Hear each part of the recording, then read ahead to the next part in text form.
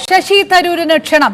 DYFI സംഘടിപ്പിക്കുന്ന startup ഫെസ്റ്റിവലിലേക്ക് നേതാക്കൾ നേരിട്ടെത്തി തരൂരിനെ ക്ഷണിച്ചു. അല്പം മുൻപാണ് CPM MP A Rahim Facebook post ഇട്ടത്. തരൂര് വളരെ പോസിറ്റീവായിട്ടാണ് ഈ ക്ഷണത്തോട് പ്രതികരിച്ചതെന്ന് VK സനോജും ന്യൂസ് 8നോട് പറയുകയുണ്ടായി. പക്ഷെ തനിക്ക് അസൗകര്യമുള്ളതുകൊണ്ട് താൻ ഈ ദിവസങ്ങളിൽ എത്താൻ കഴിയുകയില്ല എന്താണ് ശശി തരൂർ പറഞ്ഞതെന്നും ഡിവൈഎഫ്ഐ നേതാക്കൾ പറഞ്ഞു. കോൺഗ്രസ് നേതാവ് അബിൻ വർക്കി നമുക്കൊപ്പം ചേരുന്നു. ഇതിലൊരു രാഷ്ട്രീയ ലക്ഷ്യമാണ് CPM നോട്ടമിടുന്നത് എന്ന് കരുതുന്നുണ്ടോ കോൺഗ്രസ്? അബിൻ. അല്ല, തീർച്ചയായിട്ടും CPM ഒരു രാഷ്ട്രീയ ലക്ഷ്യം നോട്ടമിട്ടുകൊണ്ടാണല്ലോ ഇങ്ങനെ ഒരു ക്ഷണവുമായി ചെന്നത്. ആ രാഷ്ട്രീയ ലക്ഷ്യം കൃത്യമായി മനസ്സിലാക്കിക്കൊണ്ട് തന്നെയാണ് അദ്ദേഹം വരുന്നില്ല എന്നും പറഞ്ഞത്.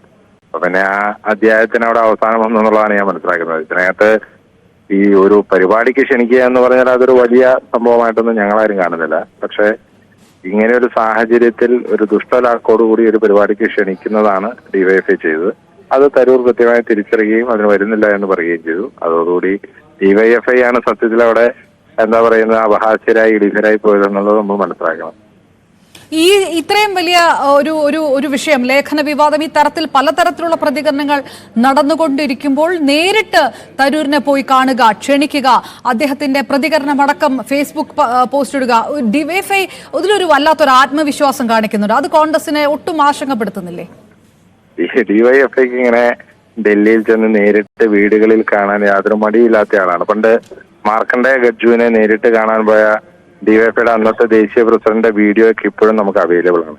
അദ്ദേഹം ചോദിച്ചത് നിങ്ങളുടെ സംഘടന ഏതാണ് എന്നൊക്കെയാണ് ചോദിച്ചത്. അപ്പോൾ ഏതെങ്കിലും യുവജന സംഘടനയിലെ നേതാക്കൾ, അതിപ്പോ പ്രതിപക്ഷ സംഘടനകളായിക്കോട്ടെ, ഏത് സംഘടനയിലെ നേതാക്കന്മാരും വീട്ടിലൊരു ക്ഷണനം നടത്താൻ വരുമെന്ന് പറയുമ്പോൾ ഒരു നേതാക്കന്മാരും സംസ്ഥാനത്തെ അല്ലെങ്കിൽ ഈ രാജ്യത്ത് ഒരു നേതാക്കന്മാരും വേണ്ട എന്ന് പറയില്ല. അവർ അവരുടെ സൗകര്യത്തിനനുസരിച്ച് അപ്പോയിന്റ്മെന്റ് കൊടുക്കും. അവർ പറയാൻ വരാൻ അവരുടെ വന്ന കാര്യം കേൾക്കും. കേട്ടതല്ല ഇവരുടെ നിലപാട് പറയും. ഇപ്പൊ ഡിവൈഎഫ്ഐ ഇതിനകത്ത് വന്നത് എന്തിനാണെന്നുള്ളത് വളരെ കൃത്യമായി ശശി തരൂരിന് ബോധ്യമായി. അതുകൊണ്ട് തന്നെ അദ്ദേഹം അതിൽ നിന്ന് ഒഴിഞ്ഞു. അപ്പൊ അതാണ് ഇതിനകത്തുള്ളൂ. അതിനകത്ത് എ റഹീം എന്താണ് പോസ്റ്റ് ഇട്ടത്? പക്ഷെ അപ്പോഴും ഇത് ഒഴിഞ്ഞു എന്ന് പറയുമ്പോഴും അദ്ദേഹം ആ പോസ്റ്റർ പ്രകാശിപ്പിക്കുന്നുണ്ട്. ആ പോസ്റ്റർ പ്രകാശിപ്പിക്കുന്ന ദൃശ്യമാണ് അല്ലെങ്കിൽ ആ ചിത്രമാണ് CPM ഡിവൈഎഫ്ഐ നേതാക്കൾ പങ്കുവച്ചിരിക്കുന്നത്. അദ്ദേഹം അതിൽ നിന്ന് പിന്മാറുന്നില്ല. അദ്ദേഹം പോസ്റ്റർ പ്രകാശിപ്പിക്കുന്ന ദൃശ്യമാണ്. കണ്ടില്ലേ ഫേസ്ബുക്ക് പോസ്റ്റ്? ഞാൻ പറഞ്ഞല്ലോ, ഇതിനകത്ത് ശ്രീ ശശി തരൂരിനെ ഒരു പരിപാടിക്ക് ക്ഷണിക്കുക എന്ന് പറഞ്ഞാൽ അതൊരു വലിയ ഭീകര സംഭവമായിട്ടൊന്നും ഞങ്ങൾക്ക് തോന്നിയിട്ടില്ലായിരുന്നു.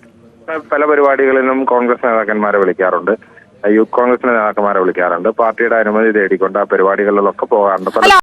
സമയമാണ് വിഷയം അബിൻ, അത് ഓക്കെയാണ്. അത് ശശി തരൂരാണ്. വ്യവസായവുമായി ബന്ധപ്പെട്ട സ്റ്റാർട്ടപ്പാണ്. സ്റ്റാർട്ടപ്പുമായിട്ട് ബന്ധപ്പെട്ടാണ് അദ്ദേഹത്തിന്റെ ലേഖനത്തിൽ പരാമർശമുണ്ടായത്. അതുകൊണ്ട് ഇതെല്ലാം കൂടെ ചേർന്ന് വരുന്നു. മറ്റൊരു കോൺഗ്രസ് നേതാവിനെ ക്ഷണിച്ചിട്ടുമില്ല.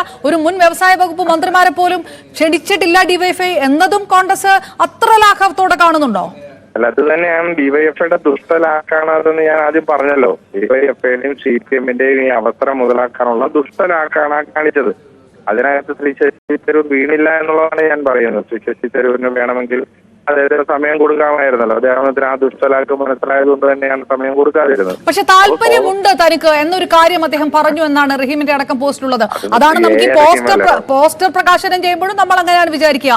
നമ്മളൊരു വെൽവിഷർ ആയിട്ട് നിൽക്കുകയാണ്. പക്ഷെ നമുക്ക് എന്തോ വിഷയമുള്ളത് കൊണ്ട് അദ്ദേഹത്തിന് വരാൻ കഴിയുന്നില്ല എന്നുള്ളത്.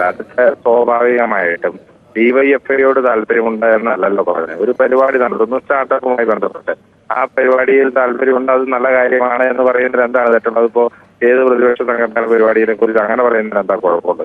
അങ്ങനെ അത് തന്നെയാണ് ശ്രീ എ റഹീം പറഞ്ഞത്. അല്ലാതെ ഡിവൈഎഫ്ഐ നടത്തുന്ന ഈ പരിപാടി ഡിവൈഎഫ്ഐ താല്പര്യമുണ്ട് അല്ലെങ്കിൽ CPMന്റെ താല്പര്യമുണ്ടെന്നല്ലല്ലോ പറഞ്ഞിരിക്കുന്നത്. അതുകൊണ്ട് ഇതും ഞാൻ പറഞ്ഞല്ലോ, ഇതൊന്നും അത്ര ഒരു വലിയ വിഷയമായി എടുത്ത് നമ്മൾ ചർച്ച ചെയ്ത് അത്ര ഒരുമിപ്പിക്കേണ്ട കാര്യമില്ല എന്നുള്ളതാണ് അങ്ങനെയാണെങ്കിൽ ഒറ്റ കാര്യം കൂടെ അബിൻ, മറ്റൊരു അവസരത്തിലായിരുന്നെങ്കിൽ ഒരുപക്ഷെ അദ്ദേഹം അവിടെ പോയനെ. വികസനത്തിൽ താൻ രാഷ്ട്രീയം കാണുന്നില്ലല്ലോ എന്ന്. ഇപ്പോൾ അതല്ല. അദ്ദേഹം ഉണ്ടായ ലേഖനത്തിൽ തന്നെ വലിയ വിമർശനങ്ങൾ സംസ്ഥാന കോൺഗ്രസിന്റെ നേതാക്കന്മാരുടെ ഭാഗത്തുനിന്ന് ഉണ്ടായതുകൊണ്ട് ഒരുപക്ഷെ അദ്ദേഹത്തിന് താല്പര്യമുണ്ടെങ്കിലും അദ്ദേഹത്തിന് പോകാൻ കഴിയുന്നില്ല. അങ്ങനെയും വിലയിരുത്തപ്പെടാമല്ലോ. അങ്ങനെയല്ല, അതായത് ഞാൻ പറഞ്ഞല്ലോ, ഡിവൈഎഫ്ഐയുടെ ദുഷ്ടലാക്ക് അത് അദ്ദേഹം തിരിച്ചറിയും. അദ്ദേഹം പോകുന്നില്ല എന്നുള്ളതാണ് വ്യക്തമാകുന്നത്. അതിൽ നിന്ന് ശ്രദ്ധ തിരിക്കാൻ വേണ്ടി അല്ലെങ്കിൽ സ്വയം ഇളിഫ്യരായത് മറച്ചു വെക്കാൻ വേണ്ടി എ റഹീം എന്തെങ്കിലുമൊക്കെ ഒരു പോസ്റ്റ് ഇട്ട് ആ പോസ്റ്റിലൂടെ 10 പേര് പരിപാടിയൊക്കെ ഒന്ന് അറിഞ്ഞോട്ടെ എന്ന് വെക്കാൻ വേണ്ടി അദ്ദേഹം നടത്തിയ ചെപ്പടി വിധിയാണ്. അതിനൊന്നും നിന്നു കൊടുക്കാനൊന്നും ഞങ്ങൾക്ക് ആർക്കും താല്പര്യവുമില്ല. ഡിവൈഎഫ്ഐയുടെ സംഘടനാ പരിപാടികളായി മുന്നോട്ട് പോകട്ടെ. ഞങ്ങളെല്ലാവരും ഞങ്ങളുടെ സംഘടനാ പരിപാടികളുമായി മുന്നോട്ട് പോകും. ഈ സർക്കാരിനോടും വ്യവസായ വകുപ്പിന്റെ പ്രവർത്തനത്തോടും അവർ നടത്തുന്ന ഈ കള്ളപ്രചരണത്തോടുമുള്ള സംസ്ഥാന കോൺഗ്രസിന്റെ നിലപാട് വളരെ വ്യക്തമായി പറഞ്ഞു കഴിഞ്ഞു. ആ നിലപാട് തന്നെയാണ് ഇപ്പോഴും ഉള്ളത്. അതിനകത്തൊരു സംശയമാണ്. നന്ദി.